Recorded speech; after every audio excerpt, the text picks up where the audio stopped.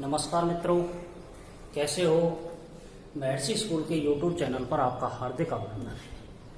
आज एक नए टॉपिक प्रेजेंट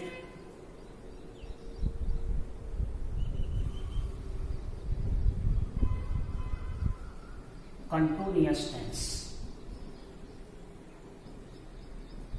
के साथ मैं आपकी कक्षा में आपके समक्ष उपस्थित हूं। तो आइए चलिए देखते हैं प्रेजेंट कंटिन्यूअस। प्रेजेंट कंटिन्यूअस वर्तमान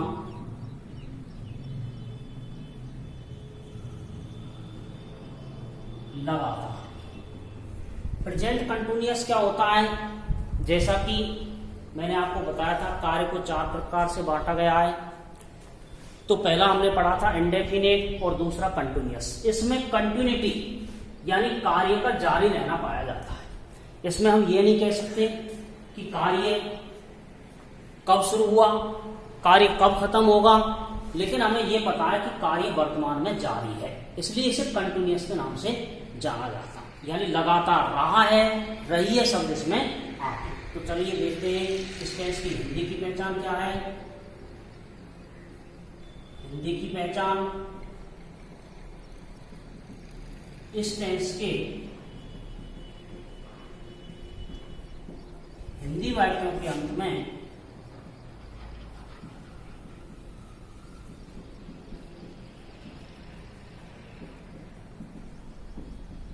में रहा है,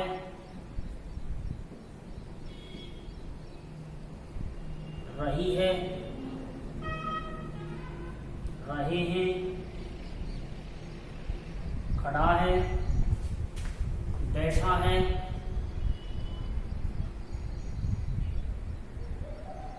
और पीड़ित है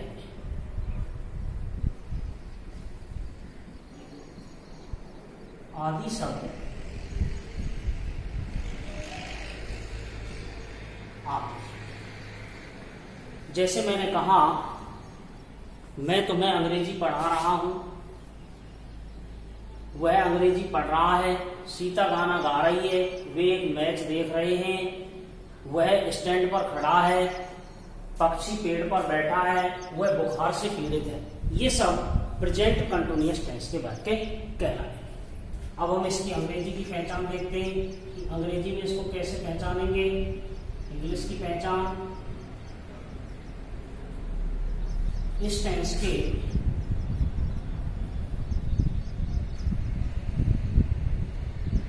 अंग्रेजी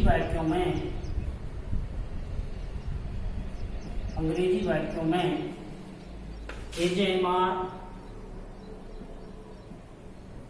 प्लस वर्ब की फर्स्ट फॉर्म में आईएनजी तथा नाउ, एट दिस टाइम,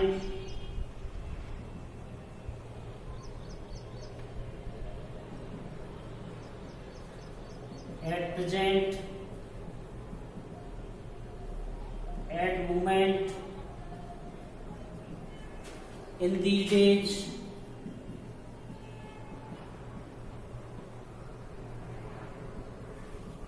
आदि शब्द आते हैं। देखिए, मैंने लिखा वह एक पुस्तक पढ़ रहा है। तो इसको कैसे पहचानेंगे? इसकी पहचान क्या है? इसकी पूंछ को देखेंगे, रहा है शब्द आ रहा है, इसलिए प्रेजेंट कंटिन्यूअस है। जैसे मैंने लिखा he is reading a book, तो यहां एजेएमआर आ रहा है इसमें और आईएनजी आ रही है, इसलिए हम कह देंगे कि ये प्रेजेंट कंटिन्यूअस टेंस है। मैंने लिखा he is working hard now, या नाउ शब्द आ रहा है, इसलिए हम कह देंगे कि ये प्रेजेंट कंटिन्यूअस टेंस है। जैसे मैंने लिखा they are playing cricket in these days,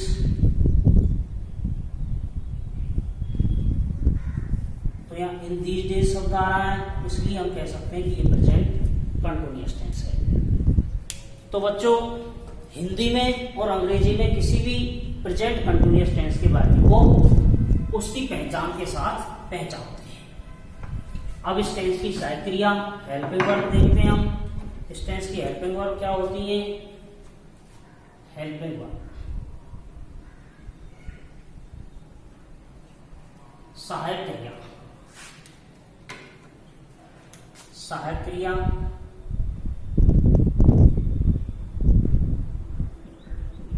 इसकी सहायक क्रिया होती है is, am, are. Is, am, are एक वचन करता,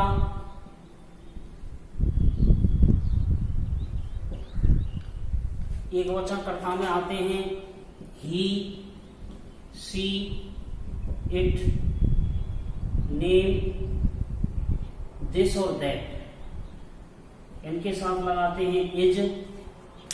बहुवचन कर्ता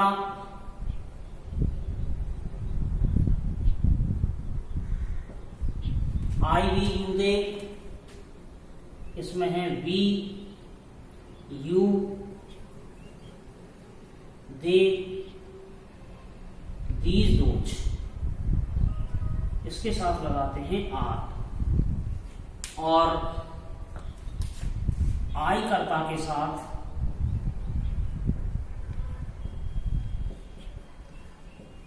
एन लगाते हैं। यानी एक वचन के साथ इज, बहुवचन के साथ आर, और आई के लिए इसमें अलग से हेल्पिंग वर्ब है, आई के साथ एम लगाते हैं। यहां आई करता ना एक वचन रहता है ना बहुवचन रहता है। और इसकी फिर मेन वर्ब है, मेन वर्ब वर्ब की फर्स्ट फॉर्म प्लस आईएनजी, यानी मुख्य क्रिया में वर्ब की फर्स्ट फॉर्म के साथ आईएनजी लगाते हैं। अब आता है वाक्य बनाने के लिए। तो देखिए, अब इससे वही 4 प्रकार के वाक्य बनते हैं। मित्रों, 4 प्रकार के वाक्य कौन कौन से बनेंगे इससे? अफर्मेटिव, नेगेटिव, इंट्रोगेटिव और इंट्रोनेगेटिव। सबसे पहले बात करते हैं वाक्य बनाने के लिए।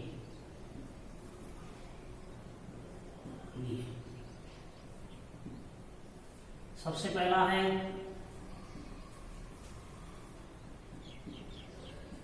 अफर्मेटिव, यानी साधारण।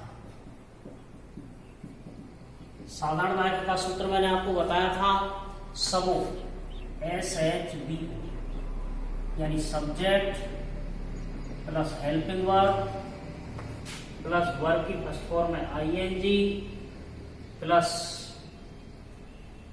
Object plus object. अब देखिए, छात्रों के सामने सबसे बड़ी समस्या क्या होती है कि वो हर टेंस में आईएनजी लगा देते हैं, चाहे वो उसमें लगे या नहीं लगे, क्योंकि आईएनजी उनको रट जाता है। गो में गोइंग, मैं जाता हूं, आई गो होना चाहिए, आई गोइंग कर देते हैं। तो हमेशा आपको सबसे पहले ये याद रखना है कि आईएनजी कब आती है। वर्ब की फर्स्ट फॉर्म के साथ आईएनजी का प्रयोग कब होता है? आईएनजी हमेशा जब ही आएगी जब उस वाक्य की पूंछ पर रहा है, रही है, रहे हैं, खड़ा है, बैठा है, पीड़ित है, ये शब्द आ जाए। यानी ऐसे तात्पर्य नहीं है, यहां था भी आ सकता है, यहां रहा था भी हो सकता है, रही थी भी हो सकता है, रहा होगा भी हो सकता है। यानी मैं कहूं इसको पुनः कि वर्ब की फर्स्ट फॉर्म प्लस आईएनजी का अर्थ है रहा, रही, रहे, खड़ा, बैठा और पीड़ित। यानी किसी भी क्रिया की फर्स्ट फॉर्म में आईएनजी जब ही आएगी जब उसकी पूंछ पर रहा बैठा हो, यानी राहु बैठा हो। तो राहु ग्रह जब तक नहीं बैठेगा, रहा शब्द नहीं आएगा, तो वर्ब की फर्स्ट फॉर्म में आईएनजी नहीं लगेगी। ये हमेशा ध्यान रखने की बात है। यानी वाक्य की पूंछ पर रहा शब्द जरूर आना चाहिए, तभी आईएनजी लगती है, वरना आईएनजी का प्रयोग नहीं होता। अब ये मैंने लिख दिया, कर्ता प्लस सहायक क्रिया प्लस वर्ब की फर्स्ट फॉर्म में आईएनजी प्लस कर्म प्लस अन्य शब्द। जैसे देखिए, सीता एक गाना गा रही है, ये मैंने वाक्य लिखा। तो सबसे पहले हम ये देखेंगे कि ये कौन से टेंस का वाक्य है। तो रही है शब्द आ रहा है, इसलिए प्रेजेंट कंटिन्यूअस है। अब हम इसमें कर्ता क्रिया कर्म छांट लेंगे।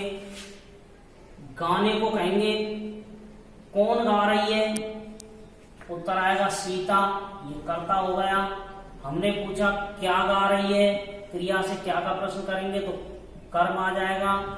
एक गाना, ये कर्म हो गया, और गा यानी गाना, इसमें क्रिया हो गई। तो देखिए, कर्ता क्रिया कर्म हमने छांट लिया वाक्य में, और टेंस का हमको पता लग गया कि प्रेजेंट कंटिन्यूअस है, और हमें ये भी पता लग गया कि ये प्रेजेंट कंटिन्यूअस का अफर्मेटिव यानी साधारण वाक्य है। इसलिए सबसे पहले कर्ता लाएंगे सीता, अब क्रिया लाएंगे, गा को क्या है गाना, तो गाने को क्या कहेंगे सिंग। लेकिन कर्ता के बाद सहायक क्रिया। अब सीता के साथ सहायक क्रिया है इस टेंस की is am are, is am are. अब सीता को देखेंगे, ये एक वचन है, एक वचन है तो एक वचन के साथ इज आता है, इसलिए सीता इज। अब गाने को क्या कहेंगे सिंग, तो सिंगिंग में आईएनजी SINGING, सिंगिंग माने गा रही है, ये सॉन्ग, सीता ये गाना गा रही है। और मैं कहूं इसको कि वे गाना गा रहे हैं,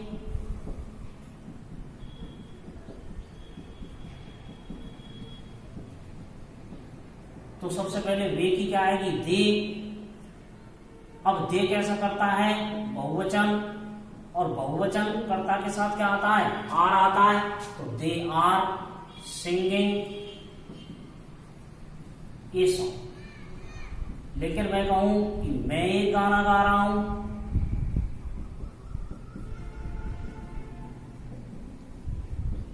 तो देखिए मैं आई कर्ता के साथ क्या आता है एम सिंगिंग ए सॉन्ग। तो यहां देखो सीता एक वचन है तो इज आया, दे बहुवचन है तो आर आया, आई के साथ एम आया। तो हम यहां कह सकते हैं कि जैसा कर्ता वैसी क्रिया, यानी सब्जेक्ट वर्ब कंसर्ट, जैसा कर्ता वैसी क्रिया। यदि कर्ता एक वचन है तो एक वचन की क्रिया आएगी, कर्ता बहुवचन है तो बहुवचन की क्रिया आएगी, और कर्ता ऐसा है जिसके साथ सहायक क्रिया फिक्स है तो वो सहायक क्रिया आएगी। अब मैं आपको एक वाक्य दे रहा हूं, उसे आप लिखेंगे और उसको बांटेंगे। वे एक मैच खेलते हैं। अगला है नेगेटिव यानी नकारात्मक। नकारात्मक वाक्य कौन से होते हैं जिनमें नहीं शब्द आ जाता है। इसका सूत्र होता है सनवो, यानी subject plus helping verb plus not plus verb की फर्स्ट फॉर्म में आईएनजी प्लस ऑब्जेक्ट प्लस कर्ता प्लस सहायक क्रिया प्लस नॉट प्लस क्रिया की फर्स्ट फॉर्म में आईएनजी प्लस कर्म प्लस अन्य। जैसे देखिए मैंने लिखा सीता एक गाना नहीं गा रही है,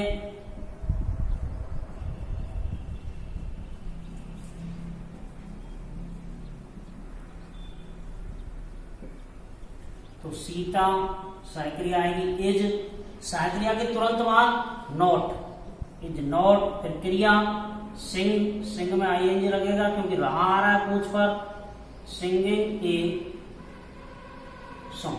आप बनाएंगे वे एक मैच नहीं खेल रहे हैं।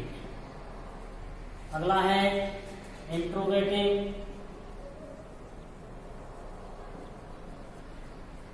प्रश्नवाचक। प्रश्नवाचक का सूत्र होता है हसबो, यानी पहले हेल्पिंग वर्ब, फिर सब्जेक्ट प्लस वर्ब की फर्स्ट फॉर्म में ING plus object plus would. मैंने कहा क्या सीता एक गाना गा रही है?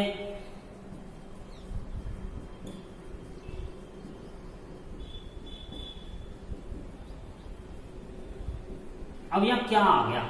क्या पहले पहले आ रहा है, इसलिए हेल्पिंग वर्ब वाला प्रश्नवाचक है। हेल्पिंग वर्ब वाले प्रश्नवाचक के लिए सबसे पहले क्या की अंग्रेजी, क्या की अंग्रेजी क्या आएगी यहाँ पे? इजेमार, क्योंकि उस टेंस की सक्रियाएं क्या की अंग्रेजी होती है। अब इजेमार सीता, अब सीता एक वचन है, एक वचन है तो एक वचन के साथ इज आएगा, तो is Sita, is Sita singing a song. इस तरीके से इसका प्रश्नवाचक हो गया। इसी में जैसे मैंने लिखा सीता एक गाना क्यों गा रही है, तो सबसे पहले क्यों की अंग्रेजी लाएंगे, वाई। अब हेल्पिंग वर्ब लाएंगे, is Sita singing a song, why Sita singing a song, यानी सबसे पहले WH वर्ड आता है इसमें, उसके बाद हेल्पिंग वर्ब आती है, फिर सब्जेक्ट आता है, फिर वर्ब, फिर ऑब्जेक्ट और फिर उसके बाद OW। अब आप बनाएंगे वे, क्या वे एक मैच खेल रहे हैं, और वे एक मैच क्यों खेल रहे हैं।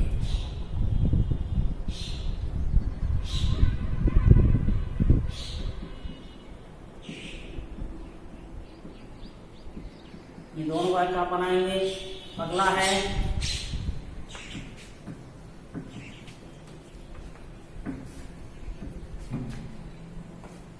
इंट्रो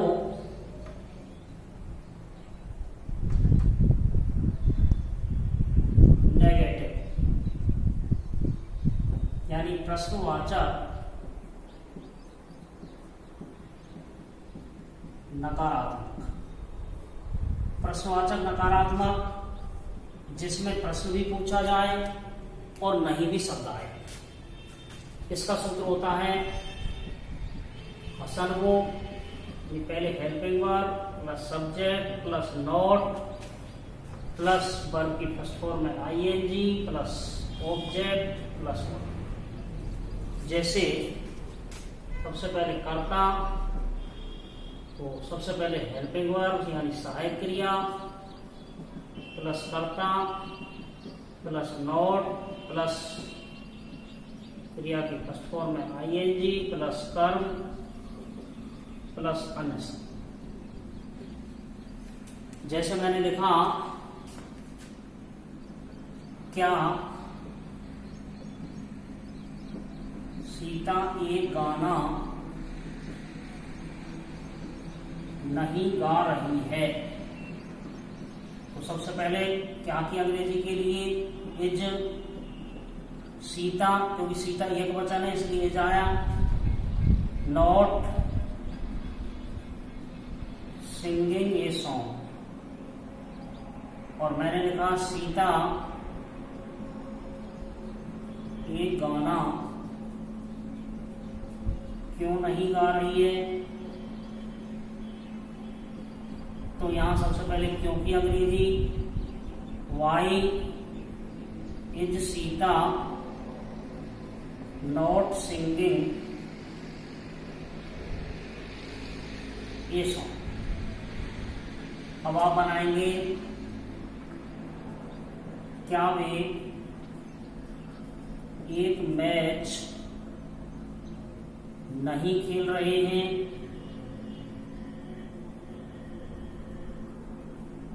और वे एक मैच क्यों नहीं खेल रहे हैं। तो देखिए ये 4 प्रकार के वाक्य इस टेंस से बनाए जाते हैं। एक बार मैं चारों प्रकार के वाक्य आपके समक्ष लिखता हूं और इनमें ये देखते हैं कि इनमें क्या अंतर है। मैंने लिखा सबसे पहले affirmative, Sita is singing a song. फिर negative, Sita is not singing a song. फिर interrogative,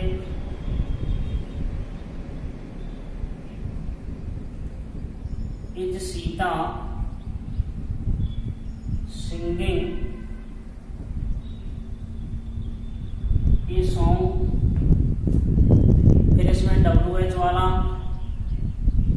Y is Sita singing a song. फिर इंट्रोनेगेटिव,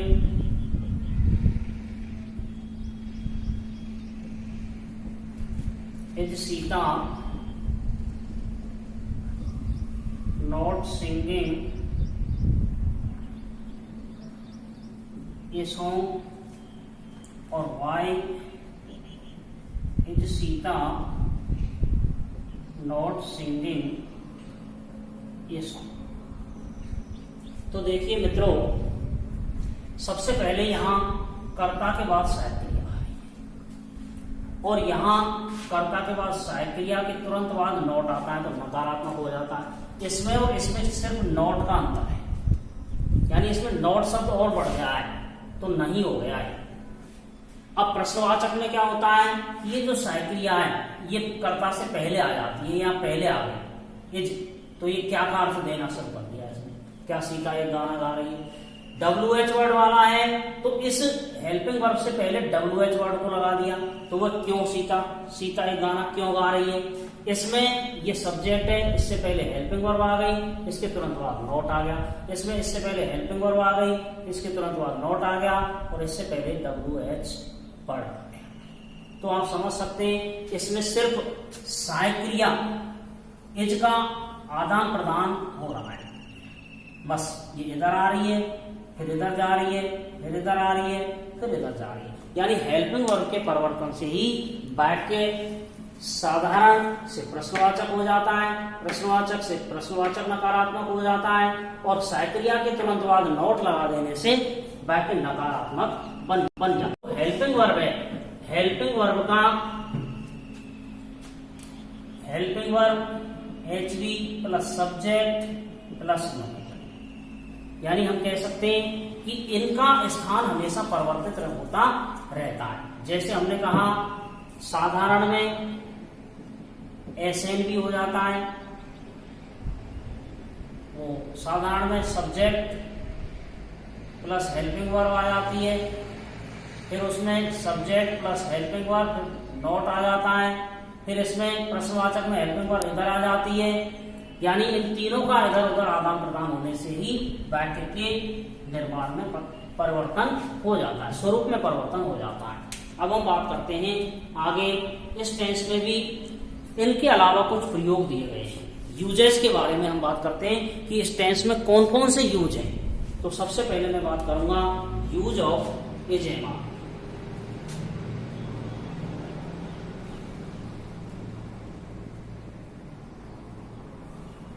use of is am are क्या है, यदि किसी वाक्य के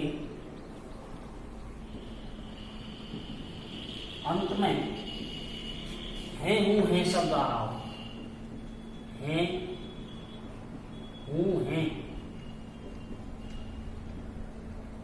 शब्द आ रहे हों और उसमें क्रिया के स्थान पर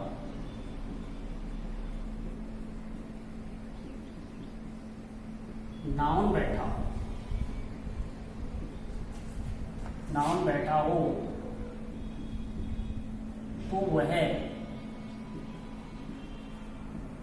इज एम आर का प्रयोग होता है।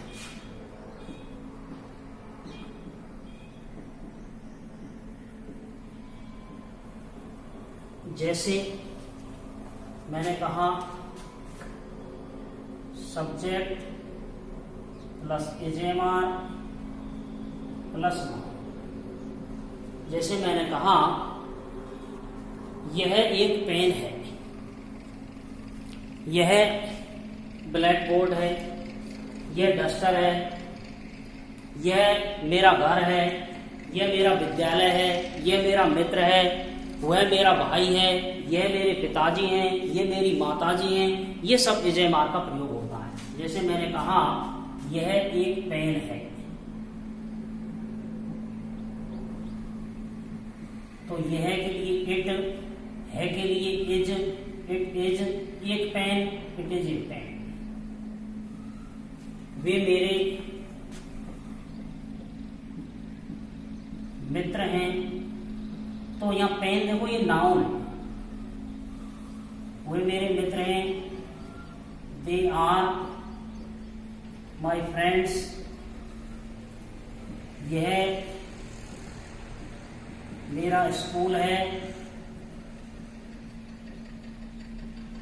This is my school. ये सब वाक्य इज एम आर का प्रयोग होते हैं। जैसे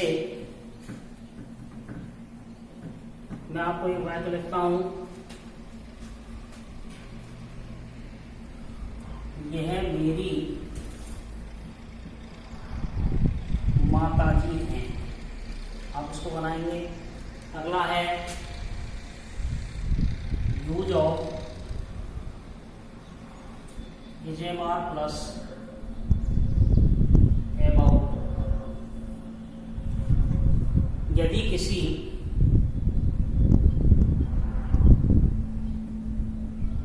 वाक्य के अंत में वाला है,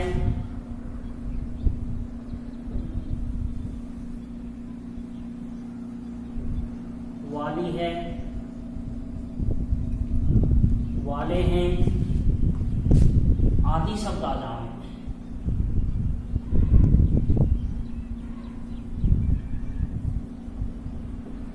तो वह is am are plus about to का प्रयोग होता है।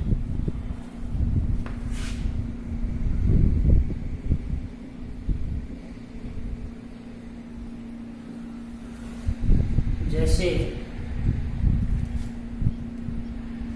सबसे पहले subject plus is am are plus about to plus verb की first form plus object plus verb. जैसे वह एक मैच खेलने वाला है। तो सबसे पहले कर्ता लाएंगे ही एक वचन है, इसलिए इज अबाउट टू। बहुवचन होता तो आर अबाउट टू, और आई करता होता तो am about to. He is about to, खेलने को क्या कहेंगे, प्ले ए मैच। मैं एक पुस्तक लिखने वाला हूं।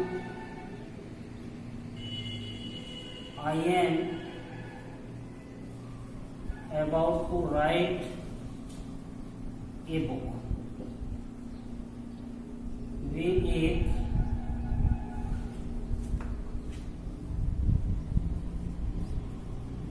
मैच देखने वाले हैं। ये आप बताएं। अगला है इसी में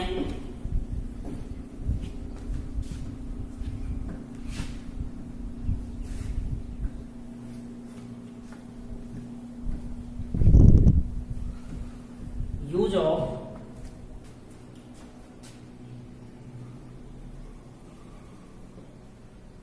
इज एम आर प्लस वे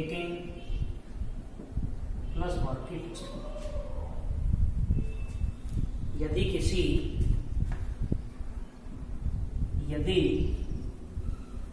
किसी वाक्य के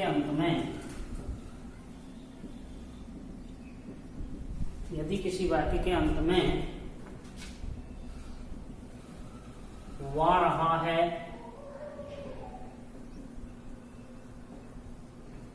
वा रही है,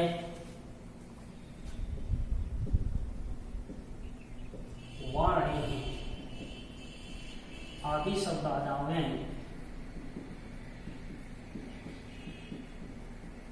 तो वह is am are plus making plus verb की फर्स्ट फॉर्म का प्रयोग होता है। जैसे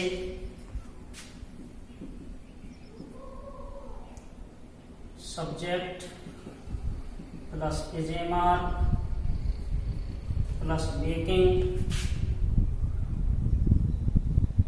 प्लस वर्ब की first form plus object plus wooden. जैसे मैंने कहा हवा बादलों को नचा रही है। तो सबसे पहले विंड इज मेकिंग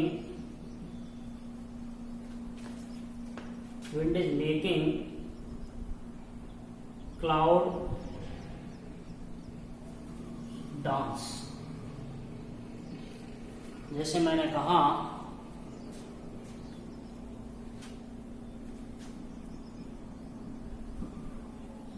वह मुझसे एक निबंध लिखवा रहा है।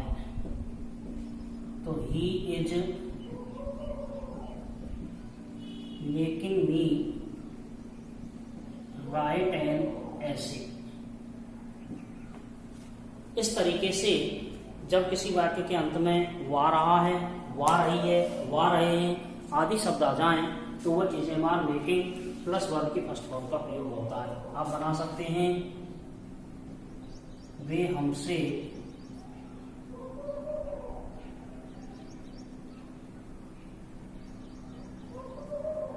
एक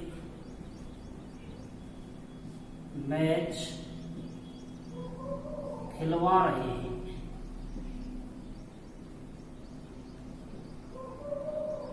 अध्यापक